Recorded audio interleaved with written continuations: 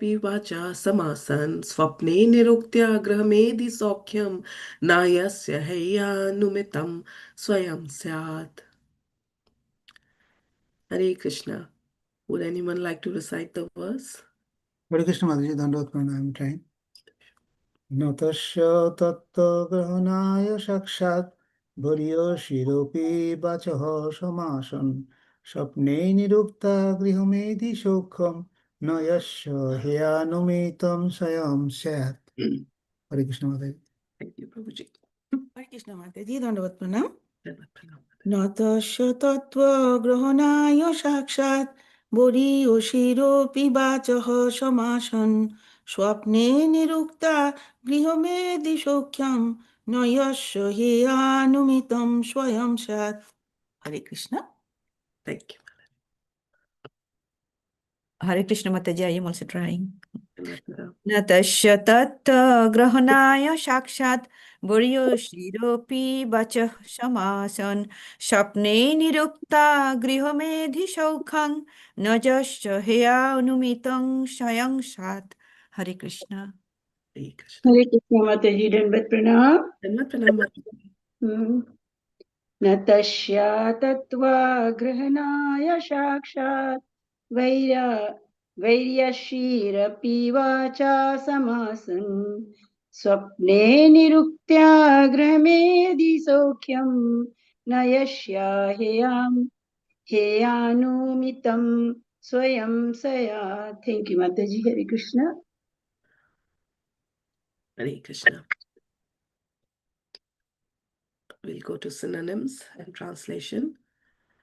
Na, not, tasya, of him, a student studying the Vedas, tattva grahanaya, for accepting the real purpose of Vedic knowledge, sakshat, directly, variyasi, very exalted, api, although, vachaha, words of the Vedas, samasan, sufficiently became, swapne, in a dream, niruktya, by example, grahamedhi, sokhyam, happiness within this material world, na, not, yasya, of him, who, heya anumitam, concluded to be inferior, swayam, automatically, syat, become. Translation and purport by Srila Prabhupada. Srila Prabhupada ki jai. A dream becomes automatically known to a person as false and immaterial. And similarly, one eventually realizes that material happiness in this life or the next, on this planet or a higher planet, is insignificant. When one realizes this, the Vedas, although an excellent source, are insufficient to bring about direct knowledge of the truth. Purport. In Bhagavad Gita 2.45, Krishna advised Arjuna to become transcendental to the material activities impelled by the three material modes of nature. Traigunya Vishaya Veda, Nistraigunya Bhava Arjuna. The purpose of Vedic study is to transcend the activities of the three modes of material nature. Of course, in the material world, the modes of goodness is accepted as the best, and one can be promoted to the higher planetary systems by being on the Sattva Guna platform. However, that is not perfection. One must come to the conclusion that even the Sattva Guna platform is also not good. One may dream that he has become a king with a good family, wife, and children, but immediately at the end of that dream, he comes to the conclusion that it is false. Similarly, all kinds of material happiness are undesirable for a person who wants spiritual salvation. If a person does not come to the conclusion that he has nothing to do with any kind of material happiness, he cannot come to the platform of understanding the absolute truth or Tattva Gyan. Karmis, Gyanis, and Yogis are after some material elevation. The Karmis work hard day and night for some bodily comfort, and the Gyanis simply speculate about how to get out of the entanglement of karma and merge into the Brahman effulgence. The yogis are very much addicted to the acquisition of material perfection and magical powers. All of them are trying to be materially perfect, but a devotee very easily comes to the platform of nirguna in devotional service. And consequently, for the devotee, the results of karma, gyan, and yoga become very insignificant. Therefore, only the devotee is on the platform of Tattva Gyan, not the others. Of course, the Gyani's position is better than that of the Karmi, but that position is also insufficient. The Gyanis must actually become liberated, and after liberation, he may be situated in devotional service. Mad Bhaktim Labate Param. Jai Shri Prabhupada ki jai. Okay. Hmm. Hare Krishna devotees. Please excuse me for my throat. It's just having a bad throat today. So, Bhagavatam discussion. In the previous chapter, we saw a career for King Rahugana's palanquin was missing, right? Was needed. And to fulfill this need, the chief couriers found Jarbharat as the most likely person to do the work. He was therefore forced to carry the palanquin. The king within the palanquin became very disturbed and chastised Jarbharat with filthy language when he didn't carry the palanquin properly. And Jarbharat was doing that in order to save the ants on the road. So Jarbharat later protested against the filthy language used by king when the king chastised him. And the king, hearing the instructions of Jarbharat, he was awakened to his real knowledge. When he came to his consciousness, he understood that he had offended a great learned and saintly person. So Rahugana very humbly and respectfully prayed to Jarbharat and wanted to understand the deep meaning of Jarbharat's words, which he used in last chapter. Okay, so in this chapter, till this is a third verse. So the chapter is titled Jarbharat instructs King Rahugan. So we have so far heard that Jarbharat is chastising King Rahugan. That though you think that you are very experienced and great personality, you're not intelligent. And he mentioned that you're talking Vedvadi and not a Tatvagyani. In this verse, he further insinuates that though King Rahugana is a king, this kingdom and his position is like a dream, which is false, temporary, and immaterial. And Rahugan definitely doesn't know anything about tattva or ultimate knowledge. Let's see what Srila Prabhupada writes in the purport now. Okay, so the first point Srila Prabhupada mentions in the purport is material world and its imperfections. Then he also mentions about karmis, gyanis, and yogis. He touched upon those and he said that they all are after material elevation. And then the third point that only a devotee can become a tattva right? So now let's look at the first point here, material world and its imperfections. Now Srila Prabhupada writes in the purport about Bhagavad Gita 2.45. Traigunya Vishaya Veda Nistraigunya Bhavarjuna. So he's urging Arjuna to transcend the three modes of nature. Why? What is the need? Because all material activities involve actions and reactions, and they are all done in the three modes of nature. They are meant for fruitive results, which cause bondage in this material world. Srila Prabhupada writes that this whole sattva guna, that people think that sattva guna is perfection, that is also not right. Right? The whole misidentification of body with self, it's a dream, false, temporary, and we are just running after sense gratification unless someone jolts us to reality. Like it's like this place, which is this place is getting renovated, right? You can see that it's there's some furnishing and renovation work going on here. Now what if I told you that this was a hotel room and this was my hotel room where I was supposed to stay for 2 days. However, I didn't like the room color. I didn't like that the windows were not big enough. I didn't felt there was an X factor in the room. So I thought that why not better renovate this place, so that I feel that I'm staying in a place which I like.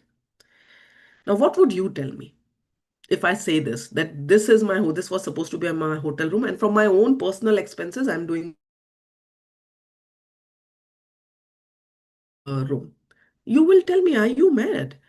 You are there for 2 days only. Stay in the room and get out.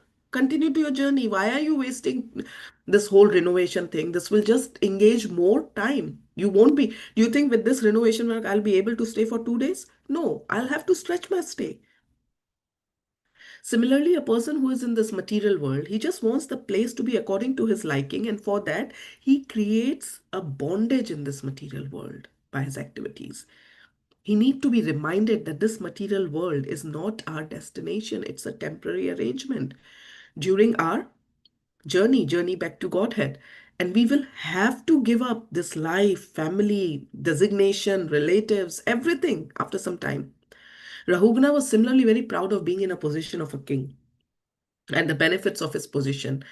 And hence, Jarbharat um, said things, these verses to Rahugan so that he um, can stop associating himself with this material world, right? Jarbharat is trying to explain it to him that these modes of material nature tie us in sense gratification only. Right? What is that verse in Bhagavad Gita? Yattad agre amrutopamam pariname vishameva. In the beginning, it feels like nectar, but at the end, it is poison only, right? Srila Prabhupada writes that Sattva is also not perfect. While the mode of goodness, Sattva, is generally considered positive, it's not inherently good in sense of leading to ultimate liberation or back to Godhead. It can be a step up from passion and ignorance, but it is still, it is something which keeps us bound in this material world. The illusion of happiness and knowledge within this mode of goodness, this can create attachments that would prevent our should us to go to Shuddha Sattva, right? So it doesn't matter which rope you choose. They are, after all, the very reason for us to be tied in this material world, whether mode of goodness, passion, ignorance, all the happiness, distress, anything we get in this material world is illusory and perverted version of real happiness. Now let's see a story of how material happiness, is perverted happiness, like something from our shastras. Now we know this one is Indra, right? Now Indra is ruler of Swargaloka. Swargaloka is full of sense gratification. So you would know how much sense gratification he's used to. Now, once Brihaspati came in the assembly of Indra, he didn't got up to greet him due to pride, which he does quite often. Um, Brihaspati out of compassion. But because he's always in association of devotees, like Brihaspati, who's a devotee, he out of compassion cursed him to become a pig in material world. Now, Indra appeared as hog, as a pig. Excuse me. Eventually, he was having very nice family life, with lots of pig family, hog food, and so on. But what happened in Swargloka? He was the ruler. Now, if the ruler is being cursed, we have seen, it's a history that demons take it as an opportunity to attack on Swargaloka. Right. So Brahmaji understood the gravity of the situation and out of concern thought to take the curse back early and went to meet Indra. Now Brahmaji went to him and said, Indra, you're not a pig. You're actually Indra of heaven. Due to certain effects of the curse, you have become a pig. But now Swarg needs you. So I want you to come with me now. Come on, get up. Let's go. What was Indra doing at the time? He was in this filthy place where he was enjoying eating his hog food, enjoying with his family. He had small piglets. He has his wife. He was enjoying. Now, Indra looked and said, "Oh, look, look, look! I am Indra. I am Indra." So everyone started, "Oh, wow!" His family started clapping. They said, "Oh, very nice, very nice." And then he has come. This personality has come to take me. So they were like, "Yeah, good, good. Let's go, let's go." Indra said, come on, let's go." And Brahma said, "Wait, wait, wait. Sorry, you alone have to come. You can't take this family, and they are not a part of this whole provision." So Indra replied, "Are you serious? Are you telling me that I can't take my family, my kids? Okay, now I seriously doubt you. Now, I'm even starting to think that can I even have delicious foodstuffs which I'm having here? If I can't take my family, at least some gratification I should have. With this delicious foodstuff that I'm enjoying here, will that be in heaven? Can I have such a beautiful surroundings filled with dirt, which I'm having here? Is it available? Because only then I'll consider. If you take my family, if this food is available, otherwise there's no, why will I go? You are a villain. You are becoming my enemy. You have come here to destroy my happy family life. Imagine Indra speaking this. Who are we? Indra got illusion so easily once he came in this modes of material nature of earth. He forgot his actual position and he thought this hog food is tasty, delicious. Brahmaji applied his mystic power and made Indra leave his pig body in a natural way, not by killing him. As soon as Indra got liberated, he immediately got his heavenly body. Then he could realize what Brahmaji was saying, right? Then he could realize, and then he said, "Oh, you saved me. You saved me, my lord. You're my hero." Previously, he was saying, "You're my villain." Right? Brahmaji had to jolt him from reality. So, this is a perfect example for all of us. If Indra can be an illusion, living a life of pig and getting attached to his family and the food and the surroundings which he's eating, right? What about us? Lord is waiting for all of us in Golok and he keeps on checking his watch. How long this person will take? How long Sita Devi will be stuck in this material attachment? But I'm just getting completely engaged, right? We are completely tying ourselves instead of I'm busy renovating the house and building some air castles, thinking about future, my family, my all those things. It's like this person, if we are not jolted back to reality, reality is way down in how, see, he's floating in the air, dreaming, right? Just as Indra, we would be also in continuous fog state, like this person is in this picture, where there's a huge gap between reality and uh, where the person is right now. Jarbhat is saying to the king that once you realize that this life you are living of king is false, temporary, and dream, then you would not say all these things. Your happiness, distress, you are chastising someone for not making you happy, doesn't matter. You will come to reality and you will inquire about the real destination. So this is material imperfections part of the purport, right? And then the second point Prabhupada talks about is karmis, jnanis, and yogis. So not only karmis, but even jnanis and yogis are also after material elevation. Prabhupada uh, is saying that their efforts are only towards material elevation.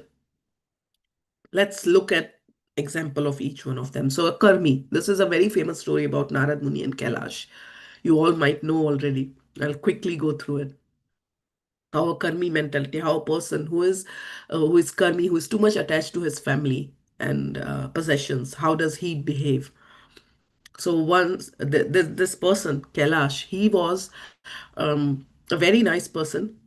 He had kids and he was doing all basically as per rule, following the rules of scriptures, Vedas, doing his work, karmakandi, completely Vedavadi, was following all the rituals. So Narad Muni felt very compassionate to this person and he came to him and said, I am Narad Muni and you are stuck here.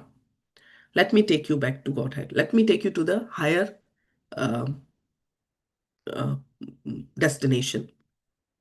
And this Kailash says, "Thank you so much, Narad Muni, for coming. I feel very fortunate that you have come to meet me. But there's one problem. My kids are not yet settled. They're still studying. Yeah, they've become adults, but they're still settling. So once I settle them, I'll come." Narad Muni said, "Okay, fine." He came after some time. The kids were all settled, married. So he said, "Now you can come with me. Now they are settled." He said, "See, Narad Muni, what is the life of an individual if they have not seen the laughing and smiling face of their grandkid? Please wait for some time. Let me see my grandkids and then I'll come." Narad Muni said, "Okay." He came again after some time when Kailash already had grandkids. Kailash said, "Come on, Narad Muni, how can look at this, small face? How can you be so, uh, you know, insensitive and ask me to leave these? Let them grow. Let them grow so that I can grandparents give the love and compassion they need. They make a grandkid a better person. Please, please let me take care of them. And once they are big enough, you can come. I'll pakka promise I'll come with you." I said, "Okay, fine." After some time again, he came. But then he didn't found Kailash. He said, "Hare, Where is Kailash gone? He kept on calling Kailash, Kailash, and then suddenly he heard a barking sound of a dog. He saw a dog there, and the dog said, Narad Muni, hello, hello. I am Kailash. You were looking for me.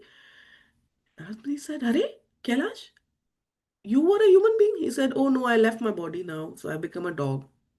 He said, okay, but that's whatever the thing is. Come on, now I'll take you from this body as well. I have the power. Come on, let's go.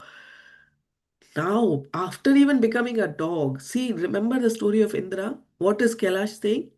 See, I understand you are my well-wisher. There is one thing. I have died all of a sudden. So my kids don't know where I've keep the things. And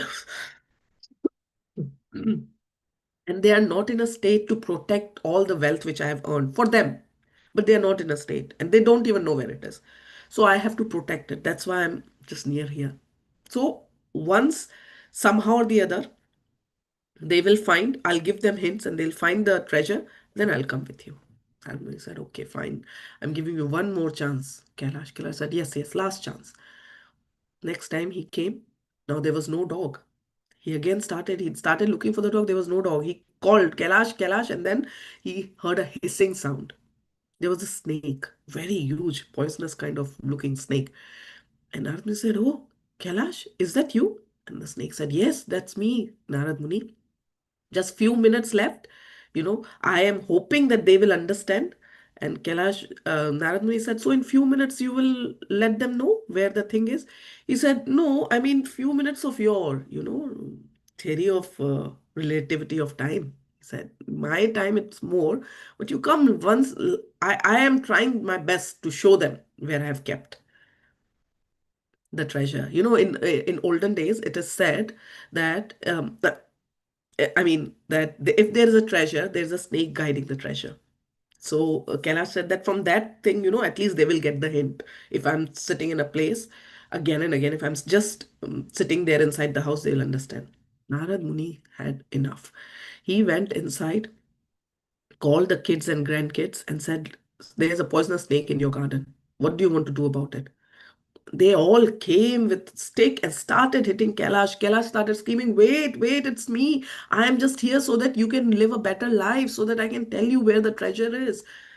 They didn't listen. They ultimately kept on hitting him. And then Kailash understood. Narad Muni understood now. Please take me from here. These, they are not even humans. They are hitting me mercilessly. Please take me. Now, what has Kailash done bad? He's thinking about his family only, right? He has read the scriptures. He was following all the rules and regulations, scriptures as in Vedas. However, what happened? The truth is that it severely tied him in this material world. Even Narad Muni he was rejecting. So we can also say that, oh, maybe he has not completely read the Vedas. He didn't have that proper knowledge. He was not a Jnani. He was a Karmi. Okay, let's talk about Jnani here. Who is this? Ravana, the biggest Jnani of his time, right? Shiv Bhakta of his time. In 2 seconds, he wrote the whole Shiv Stotra and pleased Lord Shiva. Perfect in Sanskrit, perfect in Vedas. We know his position, where he was. Another very expert Jnani we have here, Hiranyakashipu. He gave the whole Bhagavad Gita knowledge to his mother, his sister-in-law, his whole extended family. And what happened after that? This is Bhagavad Gita knowledge. It's for you. Now I'm going to go and kill Vishnu. Where is Vishnu? Why do we want to be Jnani like him? Or I'm pretty sure no one wants to be Jnani like him. That I know. Or like Ravana. Right?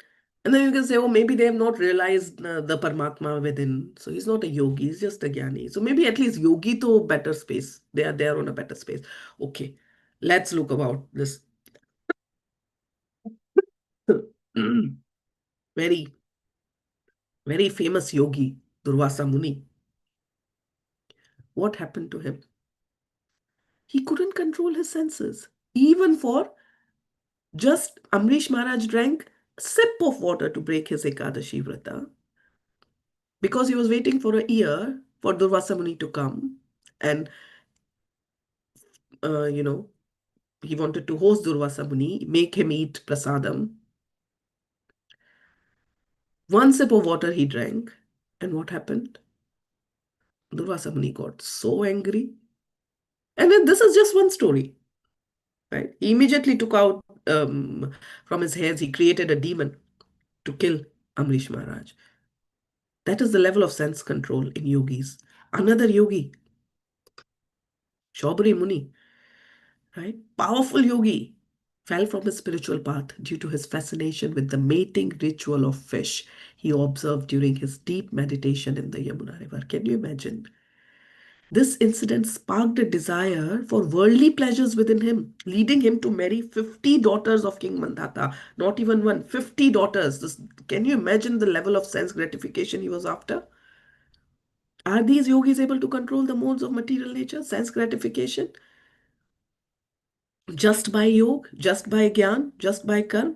No, our scriptures clearly mentions that just by their yoga siddhi, by their gyan or by their karma, they cannot elevate themselves to spiritual realm. That's what Srila Prabhupada is saying.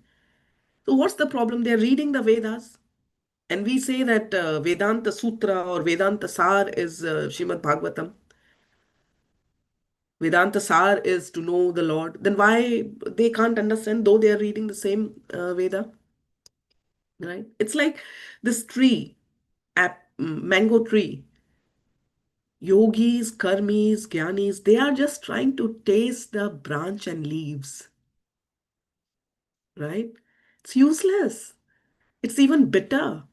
No taste, no nutrition. But those who have understood the Vedas, they understand that it's not the tree, it's the fruit which is important. And the fruit of the tree is Srimad Bhagavatam and Bhagavad Gita. And when they taste what Vedas actually has to offer, which is this juicy fruit, mango, right? Nigama kalpataror galitam phalam, sukha mukhad amritadrava samyutam, pipata bhagavatam rasamalaya. This ripened mango fruit, which has touched the lips of Sukdev Goswami, when they understand that that is, then they will get the nutrition, then they will get the taste. Until then, they are just trying to taste the branch and leaves, which takes us to the third point. Who can taste that fruit? Only a devotee. Only a devotee knows the truth as it is. Lord says himself in Shrimad Bhagavatam, Bhaktyaham ekaya grahaya shraddhayatma priya satam bhakti punati mam nishtha swapakan api sambhavat. Only by practicing unalloyed devotional service with full faith in me can one obtain me, the Supreme Personality of Godhead. I am naturally dear to my devotees who take me as the only goal of their loving service. By engaging in such pure devotional service, even the dog eaters can purify themselves from the contamination of their low birth. He says the same thing in Bhagavad Gita. Bhaktya mam abhijanati yavan yaschasmi tatvatah tato mam tatvato gyatva vishate tad anantaram. One can understand me as I am, as the Supreme Personality of Godhead, only by devotional service. And when one is in full consciousness of me, by such devotion, he can enter into the kingdom of God. Right? So only through devotional service we can know the tattva. But we have to understand that devotional service is always received through the mercy of devotees. And most of the time, this mercy is causeless. Nothing what you have done. It's most of the time ahetuki. We are all are products of the mercy of devotees. At least I am. We can see the example of Shabri. How did she was able to meet Lord Ram? What was her specialty? Her specialty was Guru Seva, Guru Kripa. This personality, Prahlad Maharaj, what was his specialty that Dev gave a personal avatar for him? Guru Kripa. This personality, Dhruv Maharaj, what was his specialty? Guru Kripa. Bali Maharaj. Now, Bali Maharaj offended his guru, but he had the Kripa of his grandfather, Prahlad Maharaj. It is only through two B's, yeah, book Bhagavad or devotee Bhagavad, that we can understand the tattva, absolute truth. And most importantly, among the two, the person Bhagavad, devotee, can explain. And that's why in the third verse of Shrimad Bhagavatam itself, it's written, Sukha Mukhadamrita. Why this ripened fruit is more tasty? Because it has touched the lips of a great devotee, Sukdev Goswami. So devotees are very important. And what is the tattva here talking about? All these devotees. What are the tattva? The tattva is smartavya satatam Vishnu vismartavya na jatuchit sarve vidhi nishedhasyo etayor eva kinkaraha. Krishna is the origin of Lord Vishnu. He should always be remembered and never forgotten at any time. All the rules and prohibitions mentioned in the Shastras should be the servants of these two principles. Right? Verse from Padma Puran is quoted in Chaitanya Charitamrita. That is the tattva.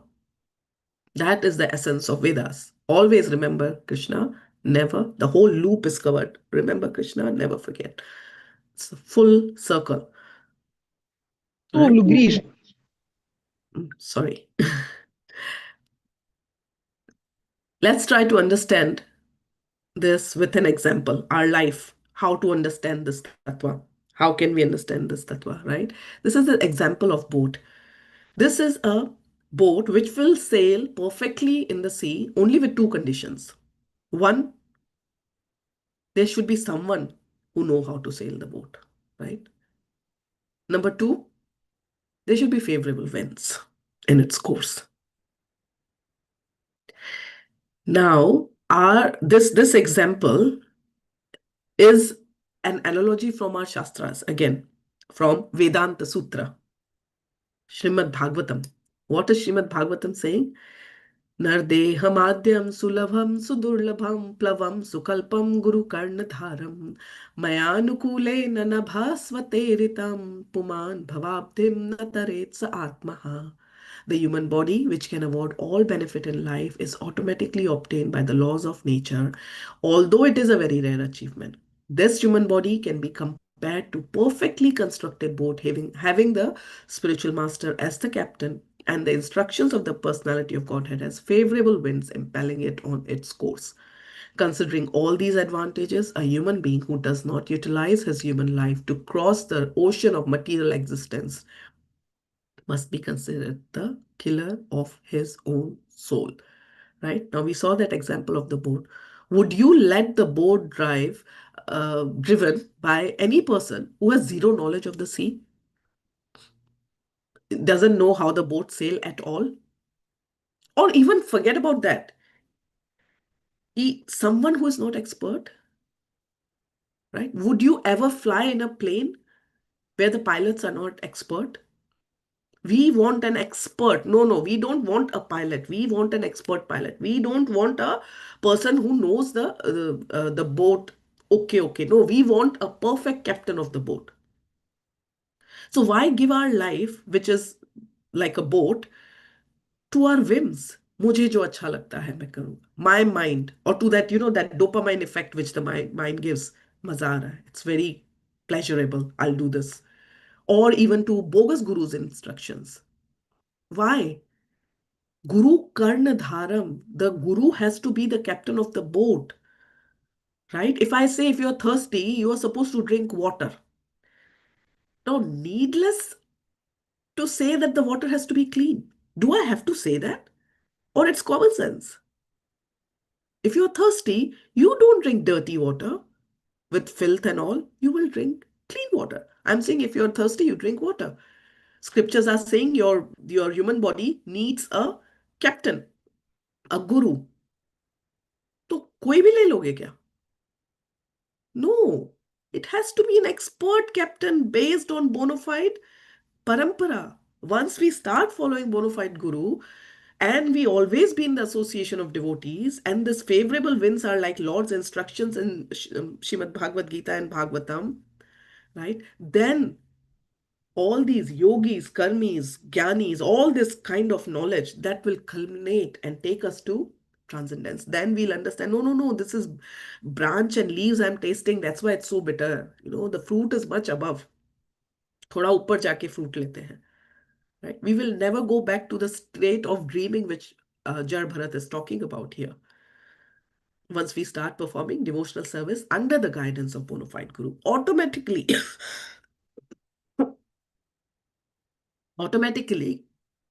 we will start feeling bliss and satisfaction. That is also mentioned in Srimad Bhagavatam. Srimad Bhagavatam says, Bhakti Pareshanubhava Viraktir Anyatra. It says in 11th canto, I forgot exactly the verse, but it says that these three things happens as soon as you take shelter of the Lord. Bhakti, you get devotion. Pareshanubhava, you get direct experience of the Lord. And Viraktir Anyata. Um, Nothing is this whole jnanis and yogis are trying to get detached, right? Viraktir Anyata. Just by surrendering, to the lotus feet of the Lord, automatically you will get these things. That detachment will automatically comes. Right? This is that verse where the analogy of food is given, like when a person is hungry, tushti pushti, shuddha payo. That's that verse. I'm sorry, I'm forgetting the reference to that. But it says in Srimad Bhagavatam that as soon as you do that, you will feel bliss automatically. Side effect is that, all these attachments will go away. But see, having said that, there will always be, okay, Mataji, yeah, we have to take a bona fide guru, this and that. But there are always some people who will not understand this, right? Who will not take advantage of this boat like human body. And they will get stuck in this dangerous waves and flood like material world, material ocean, struggling with their senses. So people who understood, oh yeah, there's a higher fruit, leaves or branches ko chodo, go for the fruit. But then there are still people who will still be eating this, leaves and branches and all. What about those people? See, our merciful Lord, Shri Shri Radha Girdhari, doesn't leave them alone. Shri Shri Radha Girdhari send them their agents, heroes, to rescue those people out from those dangerous waves and wake them up, jolt them to reality. Like I was waking up my son in the morning that I won't be able to come and wake you again because I have a class. So wake up, wake up. He was not waking up. And then I had to scream, Keshav, wake up. And then he looked at me and said, why are you screaming? Yeah, okay, I got up. Okay. Similarly, there would be some people who would need to be jolted out of reality. And at least I was one of them. So, what about them? Radha Girdhari sends their heroes and agents. Yadi papi chhadi dharma dure deshe jaye, more senapati bhakta jaye betahai. Right? Shri Radha Girdhari has sent Srila Prabhupada and his disciples to us. Srila Prabhupada, who has shaken us completely, truly, mercilessly from our dream of material life by his instructions, by his books, by his character. Because of him, we all are here, right? He produced more literature, like books, conversations, letters, records, lectures than any other Vaishnava that lived during his time. He opened more than 100 temples all over the world. He wrote, and it's going on, and he wrote over 7,000 personal letters. Can you imagine personal letters during that little span of time? Only because of him, we all are so confident about this knowledge of devotional service, and we can confirm, we are confident, and we can confirm that only a devotee can understand the truth as it is. This is not pride. This is not false pride. This is pride. This is pride towards our beloved Srila Prabhupada. It's our responsibility as well to take this pride, to take this knowledge far and beyond and preach what Srila Prabhupada and his disciples are doing. Only because of him, we are confident about the tattva. Only because of him, I can sit here and give the class because of his purpose. Otherwise, I could never understand what Srimad Bhagavatam is telling just if I go through the verses. There was in Bhakti Rich Hamilton, there is one devotee. His father has opened a temple in his village back in India, and he was mentioning that the priest, he's a Karmakandi priest, okay? The father gave him Srila Prabhupada's Bhagavatam, Srimad Bhagavatam, and asked him to read it every 2 hours, every day 2 hours they read. And the priest is like blown over. He is like surprised. He's like, my God, all these things are there? I didn't even knew. So this is Srila Prabhupada. This is what Srila Prabhupada has done. Right? So if we are not understanding, we should we should, if we are not taking bona fide guru, Shri Radha Girdhari has lovingly sent us Srila Prabhupada and his disciples, who are, you can see anywhere and everywhere. During Harinam Kirtan, they'll be there distributing books. I know in Hamilton, Saradia Mataji and her husband, they are doing, the whole family is doing this book distribution for so long, for so long. And multiple people are touched by that. And in Auckland, right, there are devotees who are doing big book distribution. There are devotees who are spreading this knowledge, disciples of His Holiness Devamrita Maharaj. So we have to take association of this and keep our knowledge in Tattva, not take it away from there, right? So I'd like to conclude this today's discussion. Sorry, I went a bit overboard. Today's discussion is on the 3 points we talked about. How Srila Prabhupada mentions in the purport, material world and its imperfections. We saw with the example of the room and how it's, it's rope, either color, whatever it is, whatever metal, it's still a rope, doesn't matter. We will still be tied. And the dream state, we are staying in illusion, the example of Indra, right? And the second point was how karmis, jnanis, and yogis, they are all after material elevation. We saw with the example of Ravan, Durvasa Muni, Saubhri Muni, story of Narad and Kailash. And lastly, we discussed how only a devotee is Tattvajnani, because only when you take shelter of the Lord can this knowledge be earned and learned. Only when you take the shelter of devotees can this knowledge be given to you. Today's verse actually can be easily summarized in one verse of Narad Pancharatra for Gyanis, right? Gyanis and yogis. Aradhito yadi hari tapasa tatha kim, naradhito yadi hari tapasa tatha kim, antar bahir yadi hari tapasa tatha kim, na antar bahir hari tapasa tatha kim. If one is worshipping the Lord properly, what is the use of severe penances? And if one is not properly worshipping the Lord, what is the use of severe penances? If Sri Krishna is realized within and without everything that exists, what is the use of severe penances? And if Krishna is not seen within and without everything, then what is the use of severe penances? Hare Krishna. Thank you so much. Thank you for bearing with me. Hare Krishna. Hare Krishna Mataji, Dandot Pranam. Danvat Pranam, Prabhuji. Sorry for being late at attending your class. Whatever I understood, what's the importance of is connecting the two words from the text to, that is Veda Tattva Veda, and that continues with your class, uh, getting a description how this Jnani, Yogi, and Karmakandi, how they understand the literature and how the devotees understand the literature, with all the examples from Narad Muni, Kailash, and the Siranya, Kashipu, Ravan, Durvasha Muni, Shaubhari Muni. All these things gives us a clear picture what is the better understanding of the subject. If the tattva is not understood properly, all these things happens right on time to time.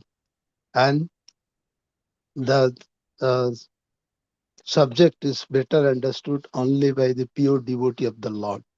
That is what, because he is the right person who actually sail the boat of our journey in the material ocean of life. He can only guide us the right direction because he has the full knowledge of the Shastra.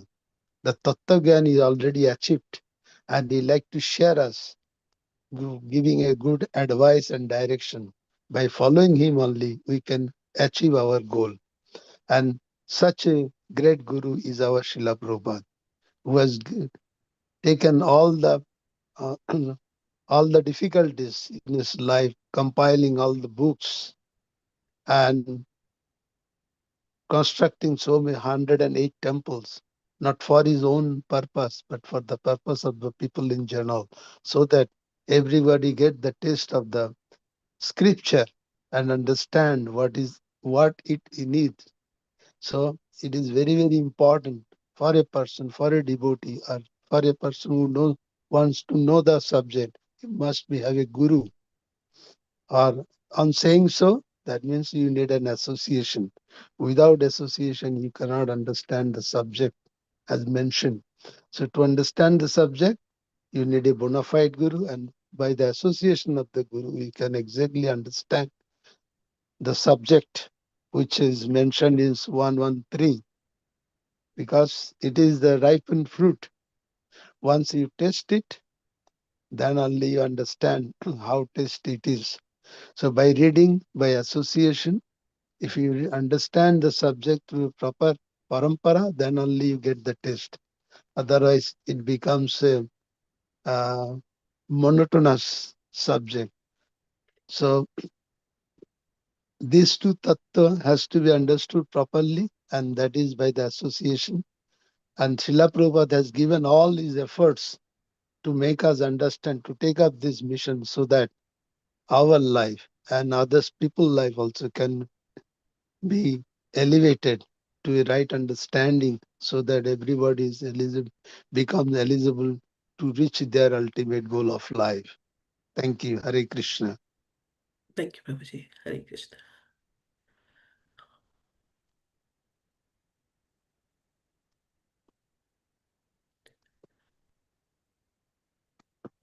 Okay, it seems that there are no comments or questions.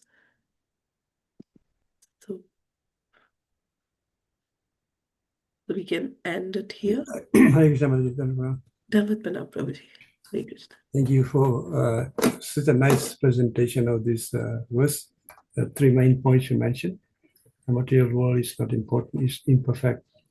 And you really illustrate this example by giving this story of the person who was so attached to his family. So is the attachment to the family because of a previous karma?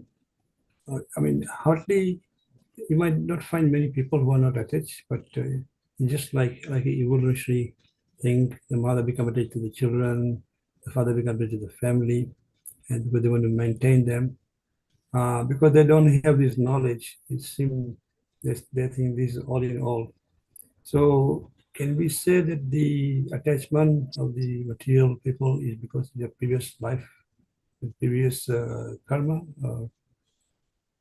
Yes, can we say if the material attachments, what we see in people generally are from their previous karma?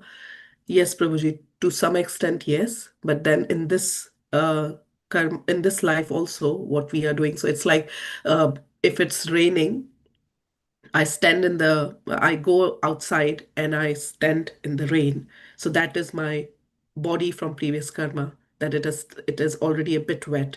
But I keep on standing in that rain, getting drenched. That is my conscious choices which I'm making in this life to be getting more entangled in this material world. So yeah, part of it is karma, but part of it can also be this the conscious choices you take in this material uh, birth. And somebody offers you umbrella, people doesn't take. Correct. That's Correct. their choice. Exactly. So The true, guru Prabhu. comes, the guru offers the umbrella, you don't get wet. I Come. don't want. True. True.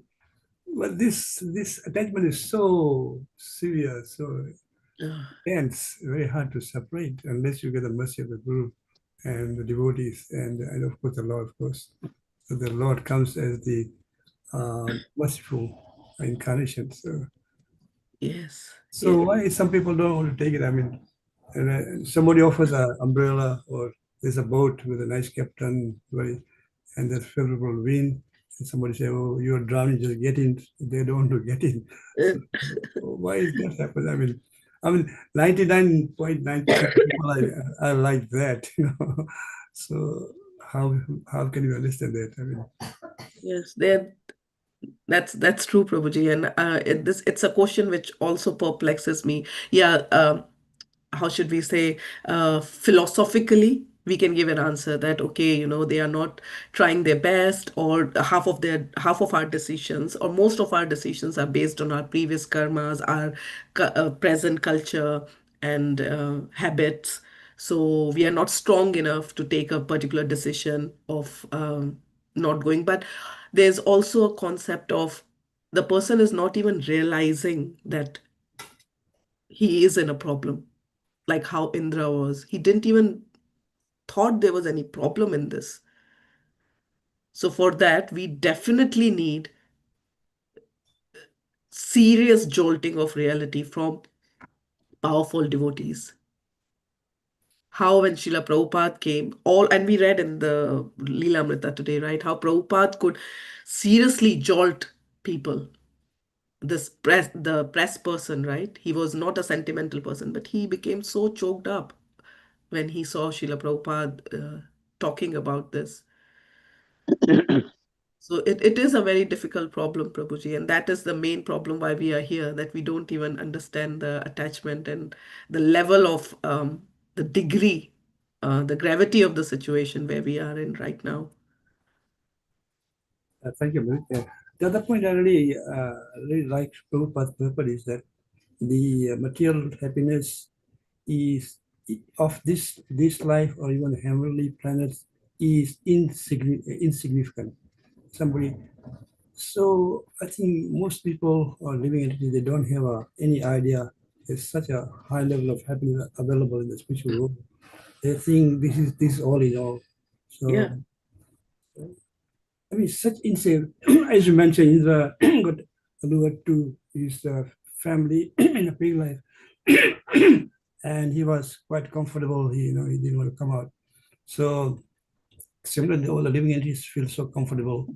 They think this is all in all, because they don't have any conception that this material happiness is very, very insignificant, and there's much higher happiness in the spiritual world. So I think the Prabhupada, and of course the Chaitanya Mahaprabhu's mission is to awaken the soul this much higher consciousness, happiness, through distribution, Harinam, Prasad distribution. I mean, this is a strategy. So I think we should all do a bit of share to elevate the consciousness of the living So entities. true. Yeah. Yes, these are silent, bullets which can give us power to give others this knowledge. Yeah, thank you very much for a very nice presentation and articulation. Such nice examples and so that section of it was very amazing. Thank you, Mataji. Wonderful. Hare Krishna, Mataji. Sir, Hare Krishna. sorry to disturb. Just in connection to this Prabhuji's question and your answer. That's why it is said in Canto 6, this as you also mentioned at the end of your discussion, this Pancharatri Vidhi is very, very important. Not only devotional service, Pancharatri Vidhi engages you to put you in the right direction, so that by doing this, you become clean, pure, dedicated, and maintain your four regulative principles. That's why Pancharatri Vidhi is very, very important. It is not an option, it is mandatory. So when you maintain all these things, you directly get connected and remain in connection with the devotional service in a pure state of mind. And that is what the leader does it. Thank you, Hare Krishna. Hare Krishna. Thank you, Prabhuji.